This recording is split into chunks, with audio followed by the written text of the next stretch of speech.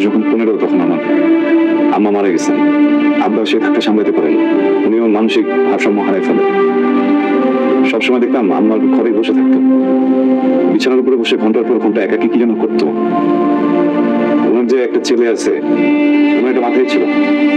কোনোদিনই আমার এসে জিজ্ঞেস করে নাই যে আমি খাইছি কিনা, দেখতে আসে নাই আমি ঘুমাইছি কিনা, আমার শরীরটা জ্বর আসছে কিনা, পরীক্ষা দিচ্ছি কিনা, আমার পরীক্ষা কেমন হয়েছে, পরীক্ষা দেওয়ার পর আমি কি করবো, আমি খুব বাজে রকমের একটা করছি। আমার যখন নাবিলের সাথে পরিচয় হয়, আমার খুব খেয়াল রাখা শুরু করলো আমি খাইছি কিনা, ঘুমাইছি কিনা, আমার শরীরটা কেমন, আমার কিছু লাগবে কিনা, আমার মনটা খারাপ কেন, আমি কিছু কষ্ট পাই কিনা। আমি না ভুলে গেছিলাম যে আমার পরিবার নাই। কিছু সময়ের জন্য মনে হইতেছিল যে আমার সবকিছুই নাবিল, আমার বাবা, আমার মা, আমার পরিবার, আমার শান্তি, আমার ঘুম। আমার যখন নাবিল এসে বলছে না যে আপনার বিয়ে ঠিক করে ফেলছেন, আমি খুব ভয় পেয়ে গেছিলাম। ভয় পেয়ে গেছিলাম যে আমি আমার পরিবার তো মনে হয় করে হারাই ফেলবো। তখন একবার আপনাদের কথা আমার মাথায় আসছে,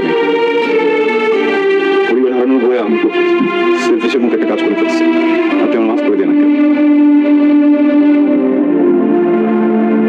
নাবিলার ছাড়া আমি থাকতে পারবো না, আমার সন্তানদের ছাড়া থাকতে পারবো না। আমরা যদি আপনি বলেন এখানে চলে যেতে, আমি ওইটাও যেতে পারবো না। আপনি না পুলিশ ডাকেন, পুলিশ এসে আমরা জোর করে নিয়ে যাবে।